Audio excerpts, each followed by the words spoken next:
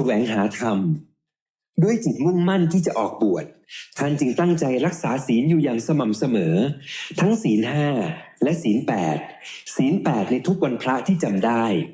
ท่านฝึกเจริญภาวนาทำวัดสวดมนต์นั่งสมาธิและเดินจงกรมอยู่เป็นประจำและหาโอกาสไปภาวนาอยู่วัดต่างๆหลายวัดอาทิเช่นวัดบ้านธมหลวงปู่ทวินวัดหลวงปู่ล่าวัดหลวงพ่อชอบวัดหลวงพ่อขันตีวัดหลวงพ่อศรีทนคือวัดถ้ำผาปู่ไปบ่อยที่สุดไปภาวนาอยู่เรื่อยๆท่านตั้งใจภาวนานั่งสมาธิเดินจงกรมอยู่6 ปีตอนนั้นอยู่ที่ฟาร์มวัวไปตั้งฟาร์มเลี้ยงวัวอยู่ที่บ้านซำจานและก็ตั้งสหกรณ์โคนมอยู่ที่บ้านซำจานสหกรณ์โคนมที่เห็นอยู่ข้างทางก็เป็นสหกรณ์โคนมที่ท่านพาหมู่เพื่อนตั้งขึ้นมาสหกรณ์โคนมขอนแก่นช่วงนั้นท่านเฝ้าฟาร์มวัวอยู่คนเดียวแม่บ้านดูแลลูกอยู่ขอนแก่นเพราะลูกๆเรียนหนังสืออยู่ที่ขอนแก่นไม่ได้อยู่ด้วยกันที่ฟาร์มท่านจึงมีโอกาสได้ภาวนามากขึ้นช่วงนั้นท่านก็ภาวนาจิตสงบบ้างไม่สงบบ้างครั้งหนึ่งท่านเคยเล่าให้ฟังว่าท่านเคยภาวนาจิตสงบครั้งแรกตั้งแต่อยู่ที่บ้านดงเย็นพักอยู่บ้านคนเดียวแม่บ้านพาลูกไปเรียนหนังสืออยู่ที่ขอนแก่น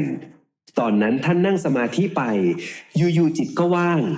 ก่อนจิตจะว่างท่านรู้สึกคล้ายๆกับมีคนมาจับขาทั้งสองข้าง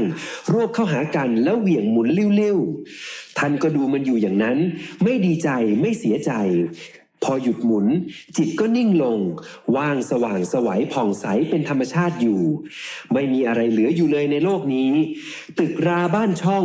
ต้นไม้ภูเขาเหล่ากาหายหมดมีแต่ความว่างสว่างไสวผ่องใสเป็นธรรมชาติกับความรู้อยู่เฉยๆอยู่พักหนึ่งจิตก็ถอนออก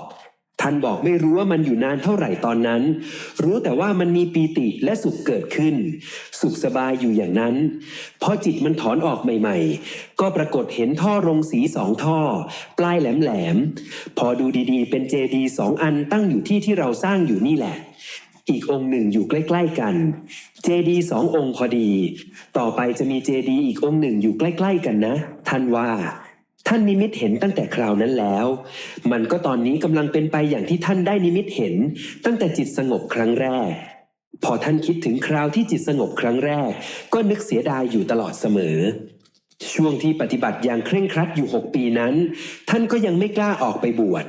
ต่อมาก็มีเรื่องให้ท่านได้คิดถึงการออกบวชอีกครั้งคือวันหนึ่งโยมแม่ออกภรรยาบอกว่าได้ไปตลาดแล้วมีคนมาดูดวงให้เขาบอกว่าท่านจะตายตอนอายุ50 ปีตอนนั้นท่านก็บ่นแม่ออกไปว่าไปดูทำไมมีเงินมีทองไปซื้อข้าวปลาอาหารกินดีกว่าแม่ออกก็บอกว่าเขาไม่ได้คิดตังค์หรอกขนาดถิดคูณน้องแม่ออกเขาก็ดูให้ว่าจะตายไม่เชื่อก็ตายจริงๆระวังจะเป็นเหมือนเขานะแม่ออกท่านว่าต่อมาแม่ออกไปเที่ยวไปเจอหมอดูคนที่2เขาก็ทักอีกว่าท่านจะตายตอนอายุ50 ปีทำนายเหมือนกับคนแรกแม่ออกกับลูกก็เลยกลัวว่าท่านจะตายจริงๆเลยมาขอร้องอ้อนวอนให้ท่านออกไปบวชแนะนำให้ไปบวชดีกว่าจะตายทิ้งเปล่าๆท่านก็เลยบ่นให้แม่ออกกับลูกเขาไปอีกตามเคยอยู่มาอีกครั้งหนึ่งวันนั้นท่านอยู่ที่โรงเรียนส่วนแม่ออกลงแขกกินข้าวกันอยู่ที่บ้านมีหมอดูผ่านมาแม่ออกก็เลยชวนมากินข้าวด้วยหมอดูคนที่3เขาก็เลยดูหมอให้ไม่คิดเงินและบอกว่าเหมือนกันกับหมอดู2 คนก่อนว่าท่านจะตายตอนอายุ50 ปีวันนั้นช่วงบ่ายท่านไม่มีชั่วโมงการสอนแล้วก็เลยขออาจารย์ใหญ่ออกมาทำธุระขอนแก่นก่อนเวลาเลิกเรียนอาจารย์ใหญ่ท่านก็อนุญาตพอไปที่บ้านก็ไปเจอกับหมู่เพื่อนของแม่ออกกำลังลงแขกกินข้าวกันอยู่เพื่อนแม่ออกคนหนึ่งเขาก็บอกว่าหมอดูเพิ่งสวนกับท่านออกไปเมื่อกี้นี่เองหมอดูคนนี้เขาบอกว่าท่านจะตายตอนอายุ50 ปีพอท่านได้ยินว่าหมอดูคนที่3ทำนายทายทักมาแบบนี้อีกก็เริ่มรู้สึกจิตใจก็ชักไม่ค่อยเป็นปกติแล้วหมอดูทั้ง3 ปากน่าจะแม่นในใจท่านก็คิดว่าเราจะไม่ตายจริงๆหรือหมอดู3 ปากคิ้วกว่าหมอหมอดู3 หมอเฮาสิบ่ตายอีหลีบ่หมอดู3 คนคงจะแม่นเราจะไม่ตายจริงๆหรือ ปีนั้นเป็นปีพ.ศ. 2535ท่านอายุได้48ปีแต่พอผ่านมาอีกหลายวันก็ไม่เชื่อหมอดูหรอกหมอดูคู่กับหมอเดาหลวงปู่คำดีกับพ่อแม่ท่านก็ไม่เชื่อเรื่องหมอดูกันหรอกถือว่าเป็นเรื่องงมงายหลังจากนั้นอยู่มาวันหนึ่งท่านเข้ามาที่ขอนแก่นมาดูหอพักท่านมีหอพักให้คนเช่าวันนั้นเข้ามาทาสีหอพักท่านเล่าว่าพอช่วงเข้านอนก็หลับฝันไปว่าตัวเองตายดวงวิญญาณลอยออกจากร่างไปเขาก็หามศพท่านไปวางซ้อนกันขึ้นไปสูงๆเป็นเหมือนกองกระดูกวางซ้อนกันสูงเป็นภูเขาศพสุดท้ายเป็นศพของท่านวางอยู่ข้างบนต่อมาศพของท่านก็เปื่อยเน่าลงไปเหลือแต่กองกระดูกดวงวิญญาณที่ลอยออกจากร่างมานั้นเป็นสีขาวๆคล้ายกับรังไหมขณะนั้นรู้สึกว่าดวงวิญญาณที่ออกจากร่างไปไม่มีที่พึ่งที่อาศัยอยู่ยังเปล่าเปลี่ยวเดียวดายมืดมิดอับแสงไม่มีผู้คนเรียกให้เมียให้ลูกมาช่วยก็ไม่มีเงินมีทองอยู่ก็ช่วยตัวเองไม่ได้หลังจากนั้นไม่นานก็มีเสียงคนพูดดังขึ้นมา2-3เสียงดังมาบอกท่านว่าเจ้าหมดโอกาสอยู่บนโลกมนุษย์นี้แล้วทางเบื้องบนให้ลงมาเอาไปท่านก็เลยคิดขึ้นได้ว่าอ๋อคนตายมันเป็นแบบนี้นี่เองคนนอนหลับตายมันเป็นแบบนี้นี่เองเขามาจับเอาดวงวิญญาณไปก็เลยหลับไม่ตื่นก็เลยตายเราก็คงจะเป็นเหมือนกันนั่นแหละตอนนั้นท่านก็เลยขอร้องเขาไปว่าช่วงนั้นแม่ออกเป็นโรคปวดเอวอยู่ก็เลยบอกไปว่า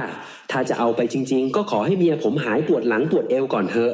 พอให้เขาอยู่ดีกินดีเลี้ยงลูกเลี้ยงหลานต่อไปยมทูตก็บอกว่าไม่ได้เกี่ยวกันมีเจ้าเมียเจ้าก็ป่วยเหมือนเดิมไม่มีเจ้าเมียเจ้าก็ป่วยเหมือนเดิมมีเจ้าเมียเจ้าก็เฒ่าก็แก่ก็ตายเหมือนเดิมขอยังไงก็ไม่ได้ทีนี้ก็คิดถึงลูกขึ้นมาช่วงนั้นลูกเรียนจบหมดทุกคนแล้วก็มาช่วยพ่อเลี้ยงวัวนมมีรายได้เดือนละ 7-8 หมื่นบาทหักค่าใช้จ่ายแล้วก็เหลือเดือนละ 4-5 หมื่นบาทรายได้มันดีก็เลยให้ลูกมาเลี้ยงวัวช่วยช่วงนั้นก็ทำพาสเจอไรซ์นมขายแบบระบบครอบครัวได้นมมาแล้วไม่ขายนมสดขายนมพาสเจอไรซ์รู้สึกว่ารายได้ดีขึ้นนมพาสเจอไรซ์เป็นนมที่ผ่านความร้อนแล้วผสมเป็นนมหวานหรือขายเป็นนมจืดที่ตลาดได้เลยรายได้ดีจึงให้ลูกมาช่วยงานอยู่ที่ฟาร์มบัวพอคิดถึงลูกก็เลยบอกยมทูตว่าลูกผมเรียนจบมาแล้วไม่ได้ทำงานสักคนมาอาศัยพ่อหาอยู่หากินอยู่ถ้าอย่างนั้นก็ให้ลูกผมไปสอบเข้าทำงานซะก่อนเขาก็บอกว่าไม่ได้เกี่ยวกันมีเจ้าเขาก็หาอยู่หากินได้ไม่มีเจ้าเขาก็หาอยู่หากินได้เหมือนเดิมเขาไม่ยอมให้ตัวเองตายหรอกเห็นไหมกบเขียดมันไข่ไว้ในน้ำมีใครไปเลี้ยงลูกให้มันไหมพอขอไม่ได้อีกก็เลยคิดไปถึงแม่แก่มากแล้วบางครั้งก็เคยซื้อของไปฝากต้นเดือนกลางเดือนปลายเดือนบ้างไปเยี่ยมท่านอยู่เรื่อยๆก็เลยขอไปว่าให้แม่ตายก่อนเถอะถึงเอาผมไปกลัวจะไม่มีใครเลี้ยงดูท่านเขาก็บอกว่ามีเจ้าแม่เจ้าก็แก่ก็ตายเหมือนเดิมไม่มีเจ้าแม่เจ้าก็แก่ก็ตายเหมือนเดิมตอนไม่มีเจ้าแม่เจ้าก็ยังหากินได้อยู่ไม่ได้เกี่ยวกันเขาจะเอาไปอย่างเดียวครั้งที่4ก็เลยคิดได้ว่าเราอยากจะออกบวชมาหลายครั้งแล้วตอนหลวงปู่คำดีมรณภาพใหม่ๆเราก็ตั้งใจลาออกจากตำแหน่งอาจารย์ใหญ่ตั้งใจจะหาโอกาสไปบวชถ้าเรามาตายแบบนี้จะมีโอกาสได้บวชเหรอก็เลยขอเขาว่าถ้าอย่างนั้นก็ขอให้ผมได้บวชก่อนเถอะผมตั้งใจจะบวชมานานแล้วแต่ไม่ได้บวชปฏิบัติภาวนาอยู่มา 5-6 ปีแล้วแต่ไม่กล้าออกไปเพราะเป็นห่วงครอบครัวพอท่านพูดไปแบบนี้พวก3 คน 4 คนนี้นั้นเงียบเลยไม่มีใครพูดอะไรเลยไม่ต่อต้านไม่สอนไม่ว่าอะไรอีกแล้วเขาก็หนีไปจากนั้นท่านก็สะดุ้งตื่นขึ้นดูเวลาก็ประมาณตี 2พอตื่นขึ้นมาก็เลยคิดว่าท่านคงไม่ได้ทำวัดสวดมนต์ยาวๆหรืออย่างไรท่านก็มาทบทวนความฝันว่าที่เราฝันร้ายแบบนี้คงเป็นเพราะเราไม่ได้ทำวัดสวดมนต์ยาวๆบ่ทาสีหอพักกับลูกมันเหนื่อยหลายก็เลยไม่ได้ภาวนาท่านก็เลยจึงเข้าไปไหว้พระสวดมนต์ต่อพอไหว้พระสวดมนต์ก็ตั้งจิตอธิษฐานตั้งใจว่าจะออกบวชและก็ท้าทายไปว่าถ้าไม่ออกบวชก็ขอให้ยมทูตมาเอาชีวิตไปเลยช่วงนั้นเป็นเดือนธันวาคมเป็นพ.ศ. 2535ร้านค้าเขาแจกปฏิทินมาหลายอันที่บ้านท่านก็เป็นร้านค้าอยู่แล้วแม่ออกท่านทำอาชีพค้าขายก็ไปดูปฏิทินพ.ศ. 2536ไปดูวันเข้าพรรษา ตรงกับวันที่3 สิงหาคมท่านจึงตั้งสัจจะต่อพระพุทธรูปบนหิ้งพระที่บ้านว่าจะไปบวชวันที่1 สิงหาคมก่อนออกบวชจะขอสะสางงานให้เสร็จก่อนถึงจะไปตั้งใจไว้ว่าจะเข้าหน้าก่อนบวช5 วันท่านจึงเขียนป้ายติดประกาศไว้หน้าบ้านเอาปากกาเมจิกที่เขาเขียนขายของอยู่หน้าบ้านมาเขียนว่าเข้าหน้าวันที่25 กรกฎาคมบวชวันที่1 สิงหาคมเขียนไว้ตัวใหญ่ๆจากนั้นท่านก็กลับขึ้นไปไหว้พระสวดมนต์ต่ออีกพอไหว้พระสวดมนต์แล้วก็เกิดความไม่แน่ใจท่านจึงได้ตั้งสัตย์อธิษฐานบอกพวกที่เขาจะลงมาเอานั้นอีกครั้งว่าถ้าท่านไม่ออกไปบวชตามสัญญานอกจากอุปชาไม่ว่างหรือมีเหตุการณ์ต่างๆเกิดขึ้นเท่านั้นถึงจะไม่บวชแต่นอกนั้นแล้วถ้าท่านไม่ออกไปบวชให้มาเอาชีวิตไปได้เลยท่านได้ท้าทายเขาไปถึงขนาดนั้นจากนั้นท่านก็ทำวัดเช้าเสร็จแล้วได้นั่งสมาธิภาวนาต่ออีกปรากฏว่าวันนั้นมียุงมากเป็นพิเศษนั่งยังไงก็อยู่ไม่ได้เลยหาที่หลบพอดีลงมาเห็นแม่บ้านกางมุ้งหลังใหญ่ๆอยู่ด้านล่างท่านก็เลยลงมานั่งสมาธิในมุ้งอีกด้านหนึ่งที่เขาเว้นที่นอนไว้อยู่พอท่านนั่งสมาธิจิตกำลังใกล้จะสงบช่วงนั้นเป็นเดือนธันวาคมอากาศก็เริ่มหนาวแม่บ้านท่านนอนไม่รู้สึกตัวแต่สักพักก็ได้เตะผ้าห่มออกแล้วก็เตะผ้าถุงขึ้นไปพันอยู่ที่สะเอวจากนั้นก็ทิ้งขาขวามาพาดที่หัวเข่าด้านขวาของท่านท่านจึงมองไปเห็นอวัยวะเพศของแม่ออกแล้วก็พูดขึ้นมาในใจว่าท่านเล่าเป็นภาษาอีสานโอ้ยเกือบแม่นตายคาเข่าเน่าคาขาน้อกูนี่พะนะว่าห่วงอันเดียวนี่แหละไปบวชบ่ได้นี่แหละเขาว่าตายคาคาแอกตายคาเข่าเน่าคาขาห่วงอันเดียวนี่แหละคนเบิดโลกท่านเกือบตายเพราะมาติดอยู่กับอวัยวะเพศของผู้หญิงที่ออกไปบวชไม่ได้ก็เพราะห่วงสิ่งนี้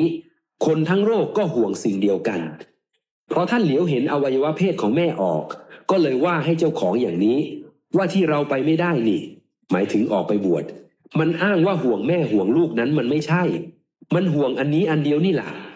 ถ้าผู้หญิงไม่มีหีมันคงไม่เอาเมียมันบอกเจ้าของขึ้นมานะมันห่วงอันนี้แหละถึงไปบวชไม่ได้อยู่นี่มันจะตายคาเขาเน่าคาขาเขาอยู่นี่แหละว่างั้นนะโชคดีเราตัดสินใจได้แล้วเราเป็นผู้ชนะแล้วเราก็เลยดูไปแปลกประหลาดนะจิตมันก็ปรุงไปดูหีสดๆนี่แหละไม่ได้หลับตาไม่ได้เข้าสมาธิเลยเพ่งดูตรงไหนเขาเรียกว่าหีจิตมันว่าอยู่ไหนหีนี่ก็ไม่ใช่หีนี้ก็หมอยนี้ก็ริมนี้ก็โมมกับภาษาลาวเขาว่าวเนาะก็แค่ภาษาที่เขาพูดกันนี้อะไรก็ไล่ไปไหนเขาว่าหีตรงไหนเขาว่าหีว่างั้นนะคนหนึ่งมันก็ว่าหมายถึงจิตภายในโอ้ยหมดทุกสิ่งทุกอย่างนี้รวมกันเขาเรียกว่าหีว่างั้นโอ้ยเกือบเราตายคาหีเกือบไม่ได้ไปบวชว่างั้นนะโอ้ยคนทั้งโลกก็มาตายคาอันนี้แหละผู้หญิงก็มาตายคาผู้ชายก็มาตายคาผู้หญิงนี่แหละไม่ได้ไปไหนดอกมาติดอยู่นี่แหละพอดูไปดูมาก็เกิดสิ่งแปลกประหลาดอัศจรรย์ขึ้นตาเนื้อตาหนังมองเห็นปรากฏว่าเห็นอวัยวะเพศของแม่ออกเป็นจุดสีดำขึ้นเหมือนกับวัวนมสีดำด่างเป็นจุดกว้างออกเป็นจุดดำขึ้นเป็นจุดเน่าขึ้นมามีน้ำอะไรไหลออกมาจากอวัยวะเพศเกิดมีกลิ่นเน่าเหม็นขึ้นมาเป็นสิ่งแปลกประหลาดอัศจรรย์เหม็นสะอิดสะเอียนดูแล้วน่าเกลียดน่ากลัวมากคิดว่าคนมันนอนด้วยกันได้ยังไงมีแต่น้ำหนองน้ำเหลืองไหลออกจากรูอวัยวะมีกลิ่นเหม็นอยู่มันแปลกประหลาดมากจะเป็นเทพสังหรณ์หรืออะไรไม่รู้นะเหม็นขึ้นมาเหม็นสะอิดสะเอียนอุ้ยคนนอนด้วยกันได้ยังไงมันมีกลิ่นมันเหม็นถึงขนาดนี้แต่ก่อนทำไมไม่เหม็นอย่างนี้วันนี้ทำไมเหม็นอย่างนี้พอมันเหม็นอย่างนี้ก็ดูไปพิจารณาไปเห็นสีหีมันเน่ามันเหม็นขึ้นมาในตอนนั้นก็เกิดเบื่อหน่ายมันเห็นอสุภะโอ้คนเรามันเป็นแบบนี้นะไม่เลือกว่าผู้หญิงผู้ชายก็เลยเอาขาแม่ออกโยนออกไปจากเข่าแล้วดึงผ้าถุงลงมาปิดเอาไว้แล้วนั่งสมาธิต่อไปตั้งแต่วันนั้นเป็นต้นมาแม้แต่ครูผู้หญิงมาหยอกมาเล่นด้วยท่านก็ไม่อยากพูดด้วยไม่อยากคุยด้วยไม่มีอารมณ์ในด้านนี้เลยพลิกหน้ามือเป็นหลังมือเลยว่าอย่างนั้นพอเช้าวันนั้นลูกสาวท่านตื่นขึ้นมาเห็นป้ายที่เขียนไว้ก็ถามว่าใครจะออกบวชเห็นเขียนหนังสือตัวใหญ่ๆว่าจะไปบวชท่านก็บอกไปว่าพ่อนี่แหละ ลูกสาวก็บอกว่าเมื่อก่อนนี้หนูกับแม่บอกให้ออกไปบวชทำไมไม่ไปบวชพ่อจะกล้าไปจริงๆเหรอท่านก็ตอบว่ากล้าไม่กล้าก็ลองดูหลังจากวันนั้นท่านก็เริ่มเคลียร์งานเพื่อเตรียมออกไปบวชเอาร่างกายไปมอบให้โรงพยาบาลศรีนครินทร์เพราะตั้งใจว่าถ้าตายแล้วลูกเมียจะได้ไม่เป็นภาระจากนั้นก็เตรียมตัวลาออกจากครูจัดการแบ่งทรัพย์สินเงินทองอะไรหมดทุกอย่างบรรดาหมู่เพื่อนที่เคยยืมเงินกันเล็กๆน้อยๆก็ไปถามเคลียร์กันเป็นครั้งสุดท้ายถ้าคนไหนให้ก็เอาคนไหนไม่ให้ก็ไม่ว่ากันไม่ให้เป็นหนี้เป็นสินกันต่อไปเพราะท่านจะออกบวชแล้วชาติหน้าชาติไหนก็ไม่ให้มีหนี้มีสินกันพอใกล้วันบวชท่านก็เข้าไปปรึกษากับเจ้านายไปปรึกษากับอาจารย์ใหญ่ก็บอกว่าดีแล้วอนุโมทนาด้วยอาจารย์ใหญ่ก็ติดต่อกับนายให้ช่วงนั้นนายก็มีเรื่องหนี้เรื่องสินติดท่านอยู่เขาไม่มีปัจจัยจะให้คืนได้ท่านก็ว่าไม่มีให้ก็ถือว่าหมดกันเขาก็เลยบอกว่าจะให้เงินเดือน2 ขั้นก่อนบอกให้ท่านอย่าเพิ่งลาออกให้ลาบวชก่อนท่านจึงลาบวช4 เดือนเดือนธันวาคมก็ยื่นใบลาออกจากราชการในปีพ.ศ. 2536สรุปว่าท่านได้เคลียร์ทุกอย่างเป็นที่เรียบร้อยก่อนออกไปบวชการอุปสมบทก่อนจะบวชท่านก็ไปเข้านาคตอนนั้นได้มีผู้ติดตามไปด้วย4 คนและบวชด้วยกันกับท่าน3 คนมี 1. ถิตพวนเคยเป็นคนงานอยู่ที่บ้านท่านตั้งแต่อายุ 13-14 ปีอยู่ด้วยกันมานานจนท่านจะออกไปบวชเลยขอไปบวชติดตามท่านด้วยปัจจุบันนี้อยู่ที่บ้านดงเย็นและมาช่วยงานวัดอยู่เป็นประจำ 2. ถิตอ๋องลูกพ่อเล้าบ้านอยู่ข้างฟาร์มวัว6พ่อเล้าเห็นว่าท่านเป็นคนดีพอท่านจะออกไปบวชก็เกิดศรัทธาเลยให้ลูกชายไปบวชด้วย 3. ถิตต๋อมลูกหลวงตาเลิศที่บวชอยู่ในขณะนี้หลวงตาเลิศปัจจุบันอยู่ที่วัดป่าสิริมงคล 4. คุณแม่สมบัติโยมพี่สาวของท่านไปอยู่ปฏิบัติอุปถากที่วัดถ้ำผาปู่วันที่ไปเข้านาคจึงไปด้วยกัน5 คนรวมท่านด้วยตอนนั้นท่านอายุ49 ปีพอดีเข้านาควันที่25 กรกฎาคมพ.ศ. 2536บวชวันที่1 สิงหาคมพ.ศ. 2536ที่วัดถ้ำผาปู่โดยมีหลวงพ่อศรีทนศรีลัทโนเป็นพระอุปชาช่วงที่ท่านเป็นเด็กอยู่นั้นหลวงพ่อศรีทนเคยไปพักอยู่วัดป่าคีรีวันคำหวายยางท่านก็ไปจังหันกับโยมแม่เป็นประจำช่วงไหนที่เห็ดออกหลวงพ่อจะเขียนลูกศรชี้ไปบอกว่าเห็ดอยู่ตรงไหนเวลาผักหวานออกหลวงพ่อก็ชี้บอกทางไปให้ท่านกับโยมแม่ก็เก็บผักหวานไปแกงใส่เห็ดถวายจังหันที่วัดป่าคีรีวันนี้มีเห็ดขึ้นเยอะมีอาหารป่ามากมายท่านจึงเลยสนิทกับหลวงพ่อศรีทนตั้งแต่เป็นเด็กเป็นต้นมาพอมาเป็นครูก็ไปภาวนาที่ถ้ำผาปู่ไปพักภาวนาอยู่กับหลวงพ่อหลังจากหลวงปู่คำดีมรณภาพแล้วท่านก็ยังไปหาท่านหลวงพ่อศรีทนอยู่เหมือนเดิมหลังจากบวชแล้วหลวงพ่อศรีทนก็แนะวิธีภาวนาให้ท่านชี้แจงว่าการภาวนานั้นวันหนึ่งมีอยู่24 ชั่วโมงให้เอา3 หารคืออย่างน้อยให้ภาวนาได้วันละ8 ชั่วโมงจึงจะสำเร็จช่วงที่หลวงพ่อศรีทนแนะนำท่านก็นึกคิดไปว่าก่อนบวชเราอยู่ข้างนอกต้องตรากตรำทำงานตากแดดตากฝนเรายังทำได้มาตอนบัดนี้แค่การภาวนานั่งสมาธิเดินจงกรมวันละ 7-8 ชั่วโมงทำไมเราจะทำไม่ได้เราจะเอาให้ได้วันละ15 ชั่วโมงประสาแค่8 ชั่วโมงมันน้อยเกินไปหลวงพ่อคิดว่าเราจะทำไม่ได้แต่เราต้องทำได้ท่านเลยตั้งจิตอธิษฐานว่าวันหนึ่งเราจะทำให้ได้วันละ15 ชั่วโมงหลวงพ่อศรีทนก็เล่าต่ออีกว่าหากจะให้ได้ผลจริงๆต้องปฏิบัติตามธุดงควัตร13 ข้อให้ได้อย่างน้อย7 ข้อถึงจะสำเร็จหลังจากท่านฟังหลวงพ่อแนะนำวิธีปฏิบัติภาวนาแล้วท่านก็มาแบ่งเวลาในการปฏิบัติของท่านแต่เมื่อแบ่งอย่างไรก็ไม่ได้15 ชั่วโมงสุดท้ายก็เลยตัดสินใจนอนวันละ2 ชั่วโมงท่านได้ถามตัวเองว่าถ้าเรานั่งแล้วเอาหลังไปพิงเสาล่ะนั่งพิงเก้าอี้ล่ะนั่งพิงหมอล่ะจะถือว่าเป็นการนอนไหมก็ตอบตัวเองว่าถือว่าเป็นการนอนถ้าหลังแตะพื้นจะหลับหรือไม่หลับก็ถือว่าเป็นการนอนถือว่าเป็นการผิดสัจจะเสียชีพอย่างเสียสัจจะ ตายก็ช่างแต่อย่าให้มันเสียสัจจะตกลงท่านจึงเริ่มต้นภาวนาตั้งแต่วันบวชทำอยู่อย่างนั้นเท่านอนตอนตี 2ตื่นตอนตี 4วันหนึ่งถึงจะภาวนาได้15 ชั่วโมงหลวงตาสิริท่านได้ทำตามสัจจะที่ตั้งไว้คือนอนวันละ2 ชั่วโมงมาเป็นระยะเวลาถึง8 ปีที่ท่านถือปฏิบัติเคร่งครัดมาเป็นระยะเวลายาวนานนั้นด้วยท่านต้องการให้เป็นแบบอย่างแก่ลูกศิษย์ทั้งที่ท่านก็เข้าใจอรรถธรรมอันลึกซึ้งตั้งแต่อยู่ที่ถ้ำผาปู่เพิ่งจะผ่อนการปฏิบัติในรูปแบบลงตอนอยู่ที่วัดป่าบ้านคำบอนครั้งแรกหลวงพ่อศรีทนให้ท่านบริกรรมพุทโธไว้ที่หน้าอกเอาสติมาตั้งไว้หน้าอกพุทโธพุทโธอยู่ไม่ให้เอาลมหายใจด้วยเอาแต่พุทโธอย่างเดียวท่านก็ทำมา1 เดือนเต็มๆสงบบ้างไม่สงบบ้างไม่เป็นหลักเป็นฐานอะไรมีแต่ปวดแข้งปวดขาเป็นส่วนมากจึงอยากไปขอคำชี้แนะจากหลวงพ่อศรีทนเพราะตั้งแต่วันที่ท่านบวชหลวงพ่อก็เปิดไฟเขียวให้ตลอด24 ชั่วโมงหากไปสนทนาเรื่องภาวนาขัดข้องตรงไหนให้เข้าไปถามได้ทันทีท่านจึงไปเล่าถวายว่าผมภาวนามา1 เดือนแล้วทำไมเหมือนมันไม่ก้าวหน้าหลวงพ่อก็เลยแนะนำให้เปลี่ยนวิธีภาวนาใหม่ให้ลองมาใช้อานาปานสติดูเลยเปลี่ยนจากพุทโธ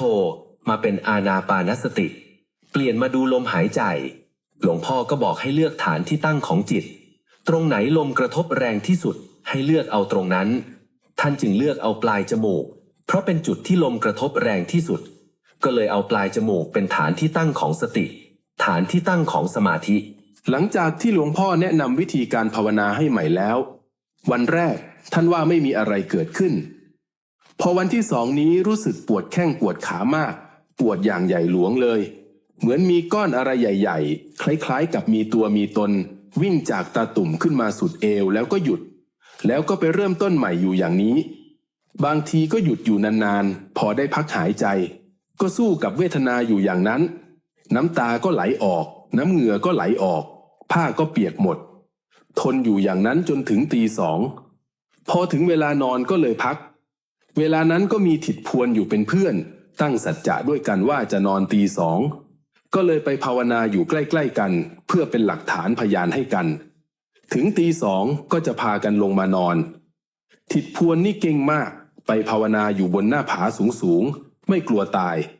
ไม่นานถิดพวนก็สงบเหมือนกันได้สมาธิเหมือนกันพอหลังจากนั้นคืนที่3ท่านก็มานั่งสมาธิอีกทำวัดสวดมนต์แล้วก็มานั่งตั้งแต่6 โมงเย็นท่านเล่าว่าเกิดปวดขึ้นคือเก่าอีกโอ้ยสู้รอดล้มรอดตายเนื้อเสม่นเต้นยึกน้ำตาจากไหลออกจังไดน้ำมูกจากไหลออกจังไดน้ำเหงื่อจากไหลออกจังไดเสด็จเหม็นคือกบถือเกลือนี่สู้เกือบเอาไม่รอดเนื้อกระตุกยึกน้ำตาไม่รู้ไหลออกมาอย่างไรน้ำมูกไม่รู้ไหลออกมาอย่างไรน้ำเหงื่อไม่รู้ไหลออกมาอย่างไรสะดุ้งเหมือนกบถูกเกลือเต้นยึกยักอยู่สั้นเหมือนกับนั่งอยู่ในหม้อนรกนี่บ่หม้อนรกมันห้อนจังสีบ่นี่ใช่ไหมหม้อนรกมันร้อนอย่างนี้ใช่ไหมเพิ่นว่าหม้อนรกเห็นนรกทั้งเป็นเหมือนกับนั่งอยู่ในกองไฟที่เขาดังไฟก่อไฟกำลังกองหาใหญ่ๆฮ้อนหีบปากหีบคอเนื้อเสม่นยึกยักร้อนจีบปากจีบคอเนื้อสะดุ้งยึกยักคืนแรกที่เกิดเวทนากล้าท่านก็ไปเล่าให้หลวงพ่อฟังหลวงพ่อก็ว่าถ้าไม่ผ่านตรงนี้จะไม่ได้รับความสำเร็จหรอกการภาวนาบวชมาเสียเวลาบวชเฉยๆถ้าผ่านเวทนาใหญ่ไปได้ถึงจะสำเร็จถ้ามันเป็นอีกเที่ยวนี้อย่าลุกออกจากที่นะถ้าตายจริงๆผมจะพาดข่าวลงหนังสือพิมพ์ให้ดอกว่าหลวงตาสิรินนั่งสมาธิตายจะทำศพให้อย่างสมเกียรติเลยทีนี้ถ้ามันเป็นอีกอย่าไปขยับขยื่นเคลื่อนที่ให้มันนะท่านก็รับปากครับถ้ามันเป็นอีกผมจะสู้อย่างนี้ล่ะไม่สู้ไม่เห็นดอกพอท่านมานั่งมันก็เป็นเหมือนเดิมเป็นกลุ่มเป็นก้อนขึ้นมาเป็นพักๆขึ้นลงสลับกันอยู่อย่างนั้นสู้อยู่อย่างนั้นจนถึงตี 2ก็ไม่หายอุบายใดที่ท่านเคยอ่านเจอในหนังสือที่เคยได้ยินได้ฟังมาจะเอามาดับเวทนาก็ไม่ดับเวทนาใหญ่ไม่ยอมดับไปเลยพอเห็นเป็นเช่นนั้นท่านจึงตั้งสัจจะโสตายตั้งสัจจะยอมตายเพื่อนว่าบ่ให้ไปกินข้าวกินน้ำบ่ให้ไปเหตุอีหยังขั้นตายผมสิทรงพระไปเบิงดอกหลวงพ่อว่า ขั้นบ่เห็นลงมาพอ2-3 มือผมสิทรงพระขึ้นไปเบิงดอกตั้งสัจจะอธิษฐานไซโลดพอมันเกิดขึ้นอีกท่านจึงเลยตั้งสัจจะอธิษฐานไม่ขยับเขยื่อนเคลื่อนที่เป็นเด็ดขาดถ้าไม่หายถ้าจิตไม่สงบตั้งสัจจะอธิษฐานไว้อย่างนั้นสู้กันจนถึงตี 4ท่านก็ร้องขึ้นในใจโอ้ยหม้อนรกนาฮกหม้อน้ำฮ้อนกองไฟก็เคยเห็นแล้วพ่อแม่ตายเพื่อนขึ้นบ่เจ็บบ่ปวดขนาดนี้บ่เห็นเพื่อนคลางเพื่อนฮ้องบาดนี่เฮาหีบปากหีบคอพอดีช่วงนั้นก็เป็นตี 4ได้ยินเสียงหมู่เพื่อนเคยไปจัดอาสนะตี 4เปิดวิหารดังขึ้นมาโอ้หมู่ไปเปิดวิหารแล้ว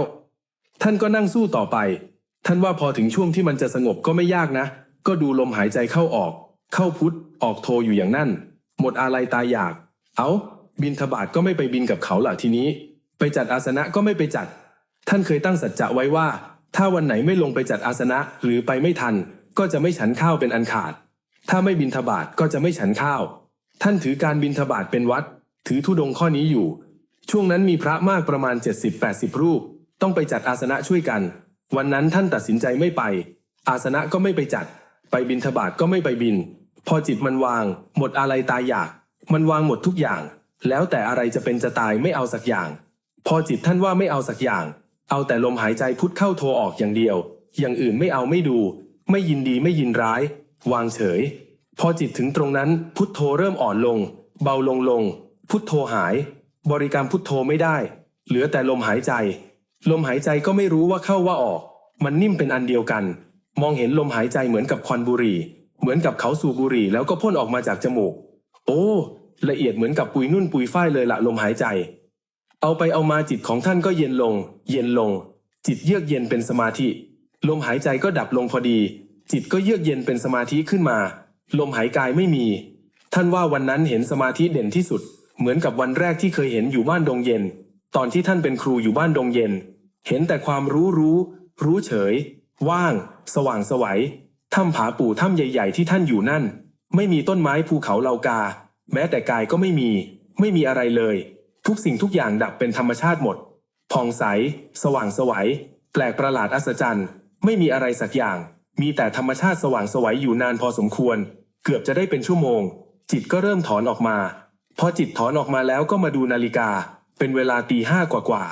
พอจิตถอนออกจากสมาธิใหม่ๆท่านก็มาระลึกย้อนหลังถึงช่วงเวลาที่เข้าสมาธิว่าทำไมท่านเป็นอย่างนั้นอย่างนี้ก็คิดไปมันสงบอย่างนั้นอย่างนี้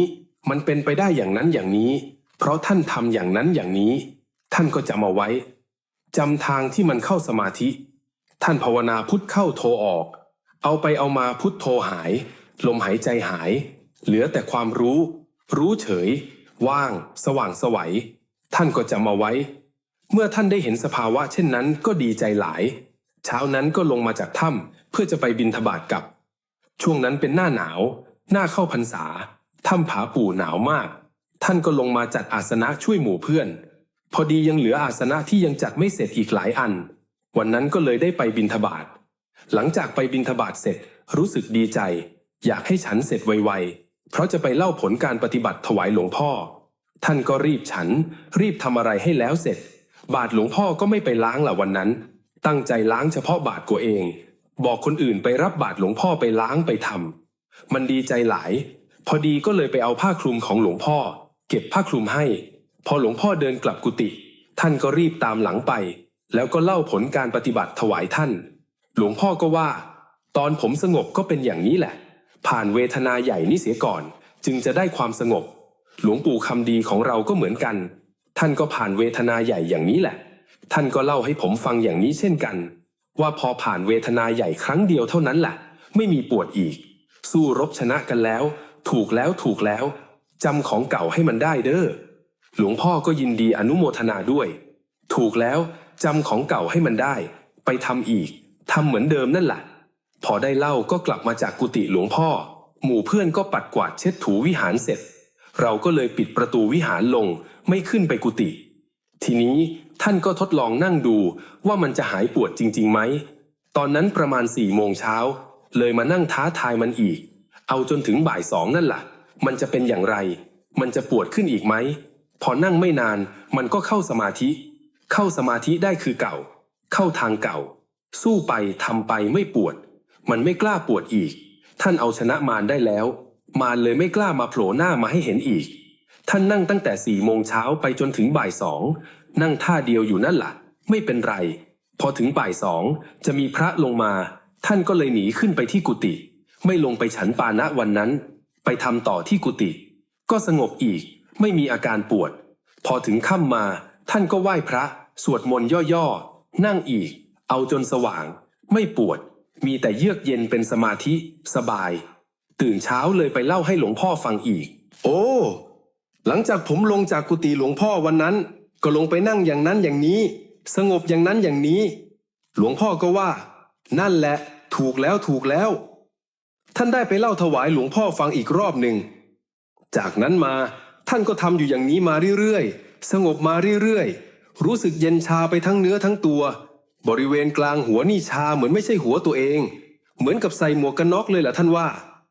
ทำยังไงก็สงบไม่ทำก็สงบเดินไปเดินมาก็สงบนั่งอยู่ก็สงบเยือกเย็นเป็นสมาธิท่านเลยไปเล่าให้หลวงพ่อฟังมันทำไมเป็นถึงขนาดนี้หลวงพ่อท่านก็ว่านั่นแหละจิตเป็นเอกัคคตาจิต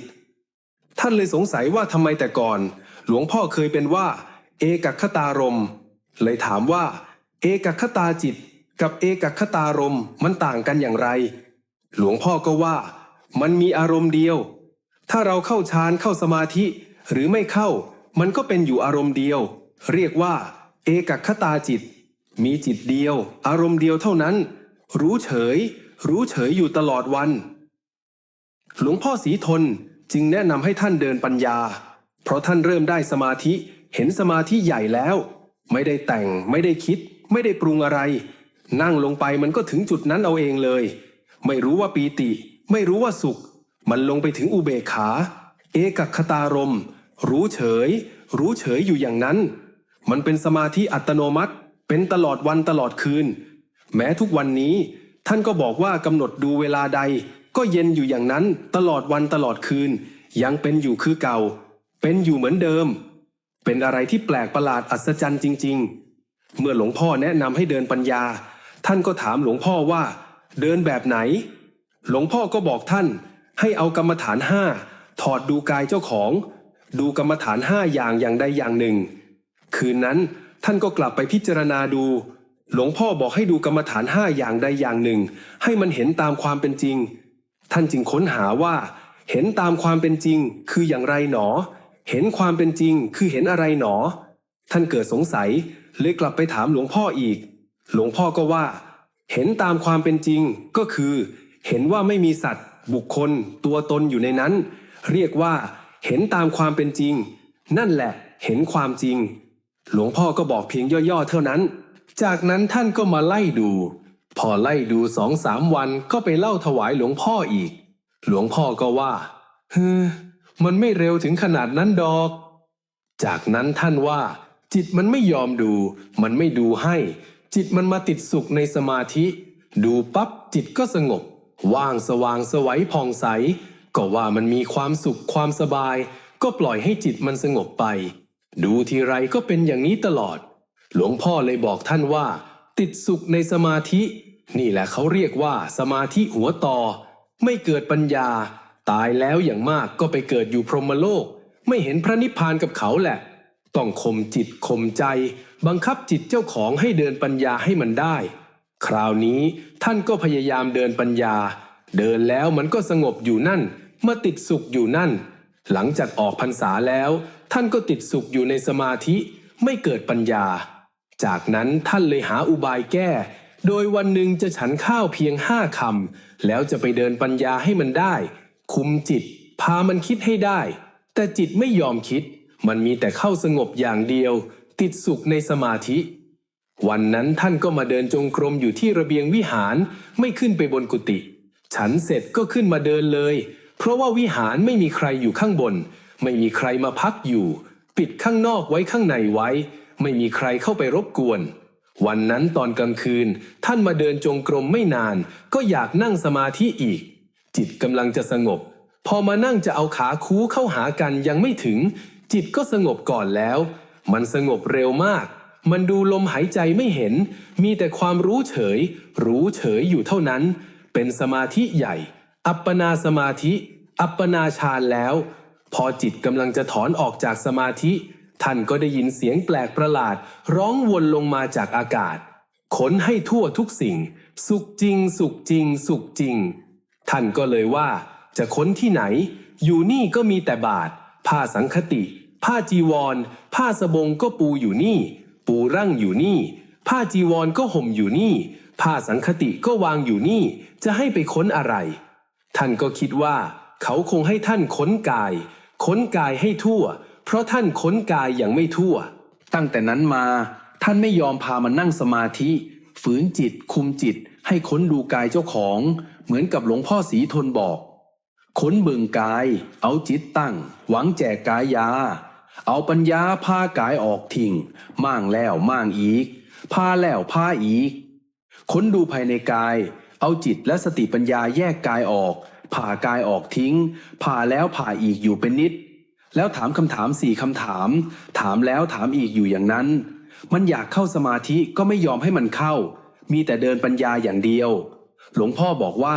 ท่านเดินปัญญาได้ตลอดวันเพราะว่าจิตเป็นเอกคตาจิตเป็นหนึ่งตลอดวันเดินไปไหนก็เป็นเดินไปไหนก็ลงสู่ไตรลักษณ์ญาณอย่างนั้นกว่าจะเข้าใจก็ต้องใช้เวลาวันหนึ่งท่านจึงไปเล่าถวายหลวงพ่อว่าท่านได้ค้นกายเจ้าของทั่วหมดแล้วไม่มีสัตว์บุคคลตัวตนอยู่ในนี้หลวงพ่อเลยถามหยอกว่า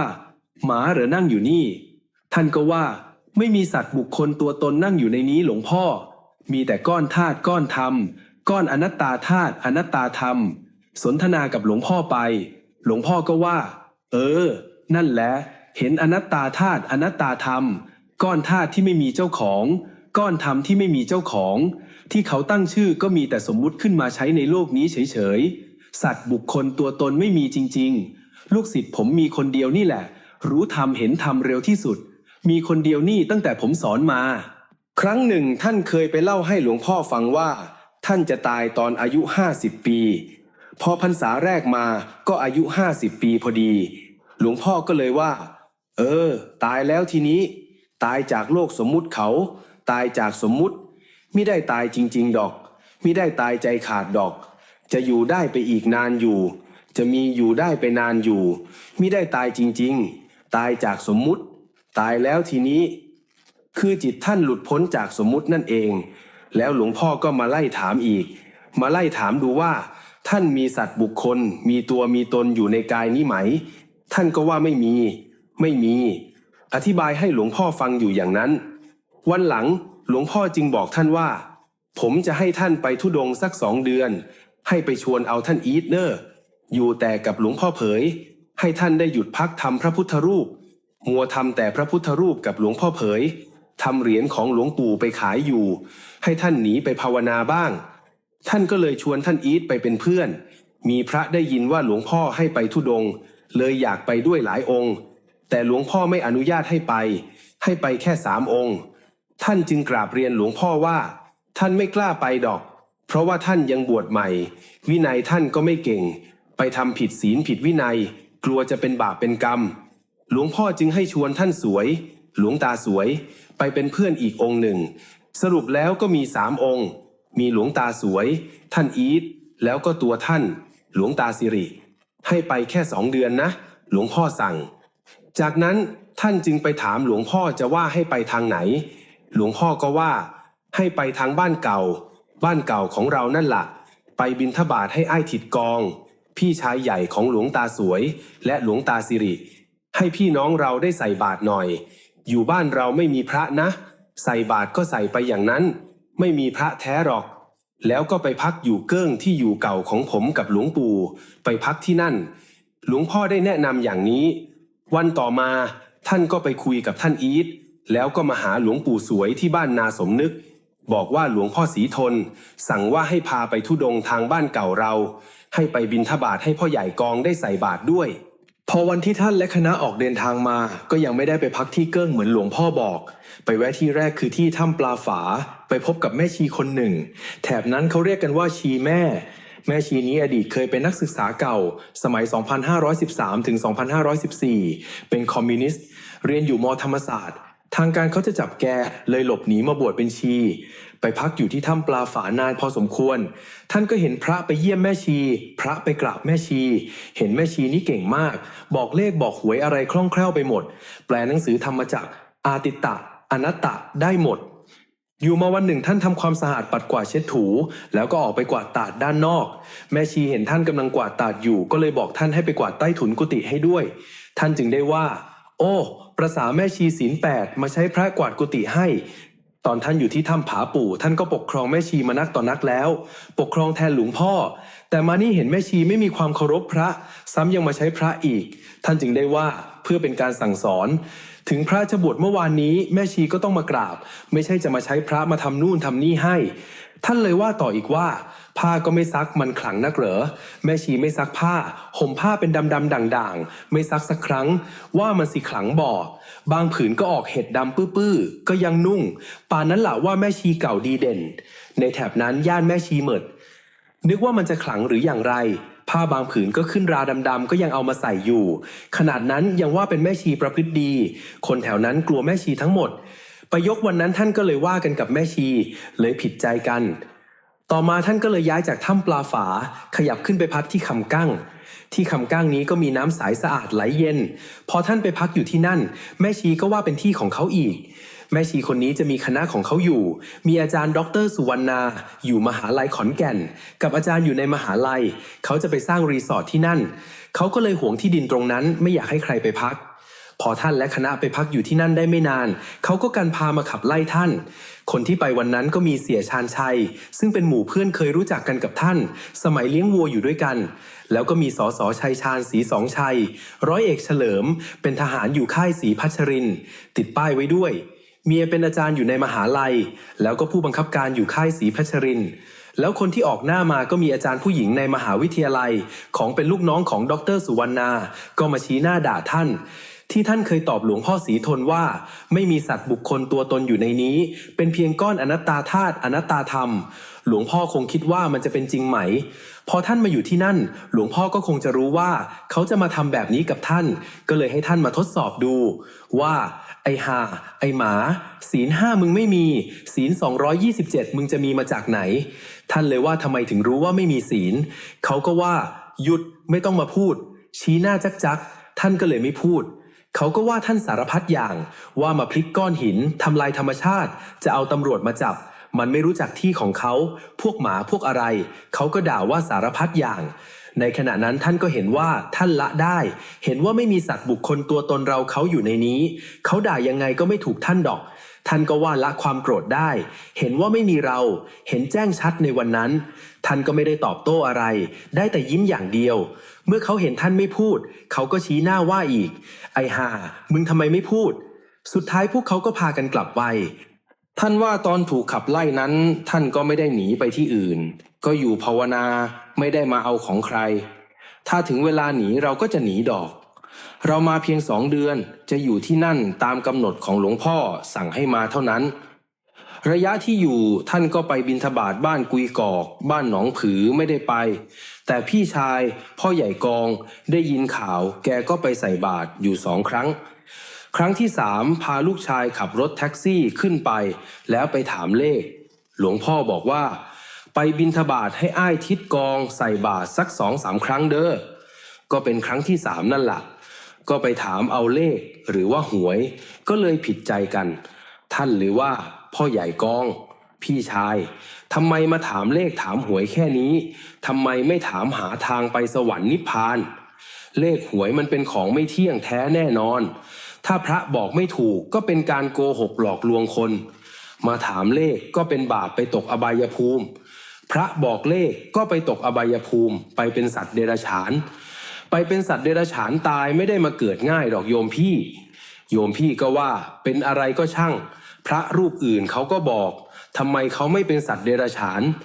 ท่านเลยว่าเป็นมันยังไม่เป็นตอนนี้มันยังไม่ทันตายโยมพี่ก็ว่าเป็นสัตว์เดรัจฉานก็ช่างหัวมันตายเป็นหนอนก็ยังมีหนอนผู้หนอนเมียอยู่หรอกท่านก็ว่านี่ล่ะเรื่องจะผิดใจกันพ่อใหญ่กองเลยสั่งน้องสาวมาแม่สมบัติบอกให้มาขีดแผ่นดินแบ่งกับน้องท่านหลวงตาสิริท่านเลยบอกว่าไม่แบ่งกับเขาหรอกเขาอยากได้หวยท่านก็เลยว่าไปเฉย อยู่ที่นี่คำกั้งท่านบอกว่าแม่ชีแม่ที่อยู่ถ้ำปลาฝากับบริวารมักจะมาแอบดูท่านเสมออยู่มาคืนหนึ่งกลุ่มแม่ชีมองไปเห็นจุดที่ท่านพักอยู่นั้นเกิดเป็นแสงสว่างพุ่งขึ้นไปบนฟ้าแล้วก็ดับแล้วก็พุ่งขึ้นอีกอยู่อย่างนั้นจึงพากันเกิดความเกรงกลัวในบารมีของท่านและอีก2-3 วันต่อมาเขาเลยมามอบคำกั้งมอบถ้ำปลาฝาให้ก็เลยไปเรียกกำนันผู้ใหญ่บ้านขึ้นมาเป็นพยานว่าท่านไม่ได้ขอเขาเกรงกลัวท่านว่าที่นี่คงเป็นที่อยู่ของครูบาอาจารย์เมื่อมาเห็นแสงแปลกประหลาดเข้าก็เลยกลัวจึงจะมอบที่ตรงนี้ให้ยายสมบัติยายโสรัตน์มาจังหันก็มาฟังอยู่ด้วยอยู่เอากำนันผู้ใหญ่บ้านมาเป็นพยานว่ามอบถ้ำปลาฝาให้หลวงตาสิริในตอนนั้นจะเอาหรือไม่เอาท่านก็ไม่ว่าอย่างไรดอกตกลงท่านก็เลยได้ย้ายจากคำกั้งมาอยู่ที่ถ้ำปลาฝารอบ2เขาก็มอบกุฏิหลังหนึ่งที่เสียชาญชัยไปสร้างถวายให้เป็นที่พักท่านสำหรับหลวงปู่สวยให้ไปพักอยู่กุฏิอีกหลังหนึ่งแต่กุฏิไม่ค่อยดีดอกท่านก็เลยให้พระพี่ชายมานอนที่หลังดีๆส่วนท่านก็ไปหานอนที่อื่นเขาเลยไม่ค่อยพอใจว่ามอบกุฏิให้ท่านแล้วท่านไม่อยู่แต่ไปให้พระพี่ชายอยู่พออยู่ครบ2 เดือนท่านก็เลยกลับคืนไปที่ถ้ำผาปู่กับครูบาอีทให้หลวงปู่สวยพักอยู่ที่คำกั้งองค์เดียวขณะที่พักอยู่คำกั้งนั้นในพรรษาต่อมาหลวงปู่สวยอยู่องค์เดียวก็ถูกยาเบื่อไปฟื้นที่โรงพยาบาลกินอาหารเข้าไปถึงโรงพยาบาลก็ล้างท้องออกให้ปีต่อมาท่านก็มาหาหลวงปู่สวยอีกที่คำกั้งมาพักอยู่ด้วยแม่ชีมาเห็นเหตุการณ์นี้เลยมอบถ้ำปลาฝาคืนให้อีกเลยมาพักที่ถ้ำปลาฝาครั้นมาอยู่ที่ถ้ำปลาฝาก็ว่าท่านไม่พักกุฏิที่เขามอบให้หลวงปู่สวยไปพักเขาไม่พอใจวันต่อมาท่านก็เลยพาหลวงปู่สวยลงมาอยู่เกิ้งปีนั้นพศ2539พอย้ายมาอยู่เกิ้งหลวงพ่อศรีทนก็สั่งท่านว่ากุฏิหินเกิ้งอยู่ตรงนั้นตรงนี้ของเก่าหลวงปู่คำดีหลวงพ่อจะมาสร้างกุฏิให้ตอนนั้นทางอุทยานเขาได้ออกกฎหมายอุทยานมาแล้วตรงนั้นเป็นเขตอุทยานแห่งชาติภูพานคำเขาว่าอยู่ข้างบนนั้นไม่ได้ตอนแรกท่านก็คิดว่าจะหนีไปแต่หลวงพ่อสั่งให้ท่านมาปรับพื้นที่สร้างกุฏิที่พักให้เรียบร้อยเพราะเป็นที่เก่าของหลวงปู่คำดีและก็ของหลวงพ่อศรีทนเองด้วยต่อมาอุทยานเขาก็มาขับไล่เขาบอกว่าท่านมาอยู่หลังกฎหมายอุทยานทีนี้ท่านก็เลยมาคุยกับแม่ยนต์พ่อผลเจ้าของนาที่อยู่ติดเกิ้งเขาก็เลยไม่อยากให้ท่านหนีเขาบอกว่าที่ผืนนี้พ่อใหญ่แม่ใหญ่ได้มาก็เพราะหลวงปู่คำดีหลวงพ่อศรีทนนี่ล่ะเขาบอกว่าไม่มีอะไรจะตอบแทนคุณของหลวงปู่คำดีหลวงพ่อศรีทนเพราะท่านทั้งสองก็ได้มรณภาพไปแล้วก็จะยกที่ตรงนี้ให้ท่านอยู่เขาก็เลยถวายที่ให้ท่านทั้งหมด7 ไร่จากนั้นเพื่อนของท่านอยู่ที่หนองเรือก็มาช่วยทำถนนทางเข้าวัดเกิ้งโดยเอารถแมคโครรถ10 ล้อรถแท็กเตอร์มาทำให้หมดน้ำมันไป11 ถังใหญ่ถัง200 ลิตรทำถนนจากบ้านหนองผือไปถึงเกิ้งรถวิ่งเข้าออกได้สะดวกสบายช่วงนั้นหลวงปู่สวยคิดว่าท่านจะสร้างวัดไม่สำเร็จก็ไปนิมนต์อาจารย์โอภาสมาอยู่พอท่านปรับที่แล้วเสร็จก็ได้ลื้อเอาบ้านเก่าที่ท่านเกิดมาสร้างเป็นศาลาฉันข้าวระยะไปอยู่นั่นหลวงปู่สวยกับอาจารย์โอภาสอยู่ด้านล่างท่านได้ย้ายไปพักอยู่ที่ถ้ำลายฝ่ามือไปบิณฑบาตบ้านที่ดอนกอกมาฉันตามมีตามได้อยู่นั่นไม่นานก็ใกล้เข้าพรรษาท่านจึงกลับไปถ้ำผาปู่อีกเพราะท่านตั้งใจจะอยู่ที่ถ้ำผาปู่ให้ครบ5 ปีช่วงก่อนที่ท่านจะกลับไปถ้ำผาปู่ก็มีเพื่อนท่านมาเข้านาคอยู่ด้วยชื่อนาคฤทธิ์ซึ่งเป็นเพื่อนอยู่บ้านหนองผือหลวงปู่สวยกับอาจารย์โอภาสไม่มีคนดูแลอุปถากเลยมาขอนาคของท่านคือนาคฤทธิ์เอาไว้ใช้งานก็เลยมอบนาคให้หลวงปู่สวยกับอาจารย์โอภาสดูแลออกพรรษาแล้วท่านจึงจะพาไปบวชต่อมาช่วงใกล้ออกพรรษานาคฤทธิ์ก็เลยไปทำทางเดินจงกรมที่เก่าของท่านอยู่ที่เกิ้งก็ไปเห็นเงินแท่งประมาณ3 กิโลกรัมได้เงินมาคนก็หลั่งไหลเข้าไปดูบางคนก็ขอไปบางคนก็เป็นนั่นเป็นนี่ขึ้นมาต่อมานาคฤทธิ์ก็เป็นบ้าเพราะเอาเงินเขาไปแจกให้คนอื่นหลวงปู่สวยกับอาจารย์โอภาสรักษายังไงก็ไม่หายโยมจั่วก็เลยให้เงิน 2,000ให้ไปรักษาตัวที่101กลับคืนมาก็ไม่หาย ออกพรรษาแล้วท่านก็กลับมาที่เกิ้งอีกรอบปีนั้นเป็นพรรษาที่ 4ของท่านกลับมาอยู่เกิ้งท่านก็มาแก้จิตรักษาจิตแก้บ้าให้นาคริสนาคริสเป็นบ้าอยู่ยังไม่หายท่านก็เลยถามว่าถ้าหายเป็นบ้าจะบวชอยู่ไหมล่ะนาคริสก็บอกว่าบวชถ้าตั้งใจจะบวชแล้วทำไมจะไม่บวชท่านก็เลยว่าถ้าอยากหายก็ให้เอาเงินที่ได้มานั้นมาให้ท่านจะเอาเข้าเป็นของสงฆ์จะถวายสงฆ์อีก2-3 วันนี้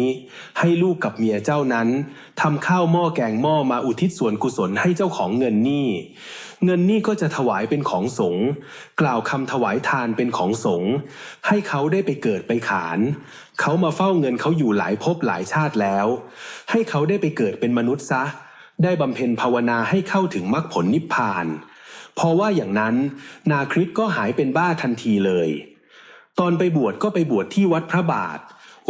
ภูพานคำอำเภออุบลรัตน์โยมเมธีเป็นคนพาไปยายอัวเป็นคนออกปัจจัยพาไปบวชมาก็มาอยู่ที่วัดเกิ้งนี่แหละครูบาริศครั้งนี้ท่านมาอยู่เกิ้งได้ไม่นานก็ออกจาริกธุดงค์ต่อท่านว่าไปทางเชียงใหม่ไปถึงดอยอ่างขางโน่นล่ะเดินทางไปกับอาจารย์สุพัฒน์หลังจากงานทำบุญหลวงปู่คำดีแล้วพอไปถึงดอยอ่างขางก็ไปเจอกับพระอาจารย์สถิตก็เลยขอติดตามท่านมาท่านก็พากลับมาพักที่วัดเกิ้งอีกรอบตอนนั้นก็มีหลวงตาโรจน์ทราบข่าวว่าท่านมาพักอยู่ที่เกิ้งก็เลยติดตามมาอยู่ที่เกิ้งด้วยหลวงตาโรจน์นี้บวชที่ถ้ำผาปู่ตอนนั้นเกิดศรัทธาในองค์หลวงตาสิริจึงมาถวายตัวเป็นลูกศิษย์คนแรกของท่านเพราะเห็นปฏิปทาเห็นการปฏิบัติของท่านก็เลยมาถวายตัวเป็นลูกศิษย์อยู่ที่เกิ้งได้ไม่นานก็ตกลงกันว่าจะไปธุดงค์ต่อคณะของท่านพากันจาริกมาพักที่บ้านคำบอนเลยมาสร้างวัดที่บ้านคำบอนและท่านได้ตั้งสัจจะว่าจะอยู่วัดป่าบ้านคำบอนนี้5 ปีช่วงที่อยู่บ้านคำบอนท่านว่ามีอุปสรรคหลายผู้ใหญ่บ้านและชาวบ้านส่วนหนึ่งเหมือนจะไม่พอใจสักเท่าไหร่มาอยู่ไม่นานก็มีอาจารย์หลวงแล้วก็มีพ่อใหญ่บูมาบวชอยู่ด้วยต่อมาหลวงปู่พรหมก็มาเยี่ยมตอนนั้นบวชเป็นมหานิกายก็มาฟังเทศฟังธรรมอยู่ที่บ้านคำบอนเทศอธิบายให้กันฟังต่อมาหลวงปู่พรหมเกิดความเชื่อมั่นในตัวท่านเลยขอยัตติเป็นธรรมยุทธ์มาถวายตัวเป็นศิษย์ท่านตั้งแต่อยู่บ้านคำบอนหลวงปู่พรหมท่านเป็นพระที่เด็ดเดี่ยวมากรูปหนึ่งหลวงปู่บอกว่าบวชมาหามรรคผลนิพพานพรรษาไม่ใช่มรรคผลนิพพานมหานิกายธรรมยุทธ์ไม่เกี่ยวจะบวชมาหามรรคผลนิพพานอย่างเดียว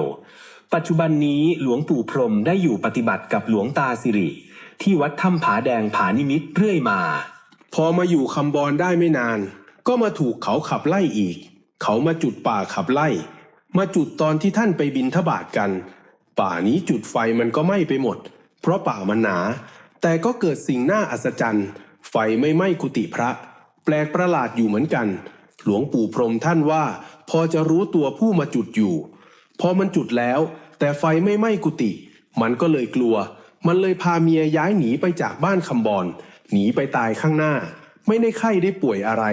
มันออกร้อนตัวตายเฉยๆหลวงปู่ว่ามันออกร้อนตัวก็เลยตาย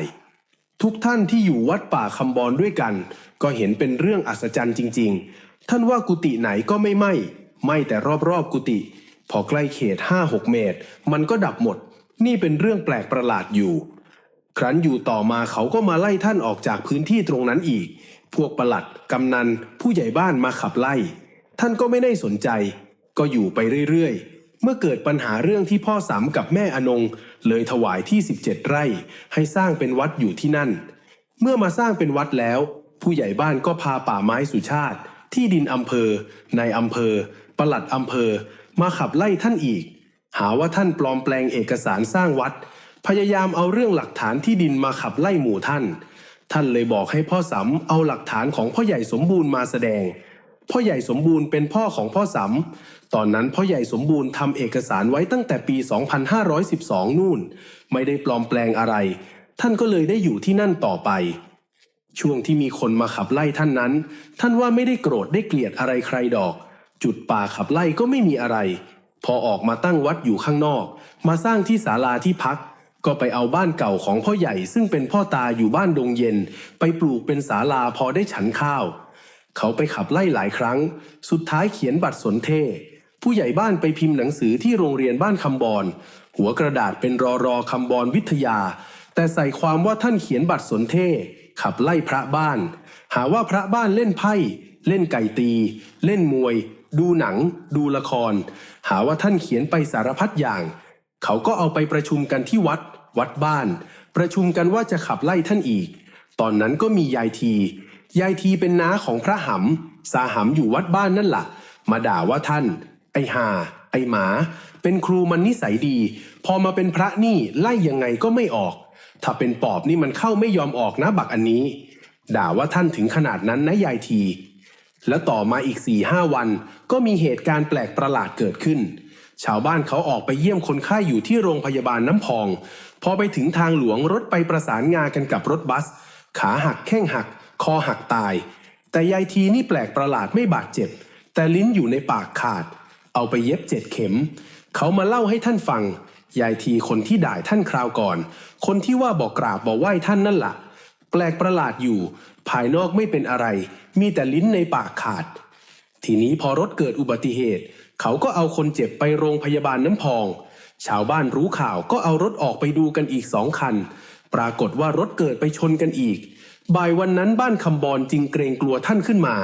หาว่าเป็นเพราะท่านรถจึงไปชนกันพากันหาขันดอกไม้มาขอขมาคารวะเห็นไหมล่ะบาปมันทันตาท่านก็เลยว่าท่านไม่มีอะไรพวกเจ้าจะมาขอขมาทำไมท่านไม่เคยโกรธไม่เคยเกลียดอะไรพวกเจ้าเลยสักครั้งดอกไม่เคยเถียงเคยด่าเคยว่ากันสักทีชีวิตการบวชก็อยู่อย่างนี้ไม่มีอะไรไม่ได้ไปถือโทษโกรธใครอยู่สบายๆนี่คือชีวิตการบวชเขาก็เลยมาขอขมากันยกใหญ่เหตุการณ์ในครั้งนั้นจึงเป็นที่จดจำสำหรับบ้านคำบอนมาตราบเท่าทุกวันนี้หลังจากที่ท่านอยู่ที่วัดป่าคำบอนครบ5 ปีท่านก็ไม่ได้กลับไปอยู่ที่บ้านคำบอนอีกท่านได้มาพำนักอยู่ที่ถ้ำผาแดงผานิมิตรบ้านดงเย็นตั้งแต่ปีพ.ศ. 2543ตราบจนถึงปัจจุบันนี้สรุปชีวิตการอุปสมบทท่านหลวงตาสิริบวชเมื่อวันที่1 สิงหาคมพ.ศ. 2533ที่วัดถ้ำผาปู่และอยู่จำพรรษาที่วัดถ้ำผาปู่เป็นเวลา5 ปีมาอยู่วัดป่าคำบอนอีก5 ปีและมาอยู่ที่วัดถ้ำผาแดงผานิมิตร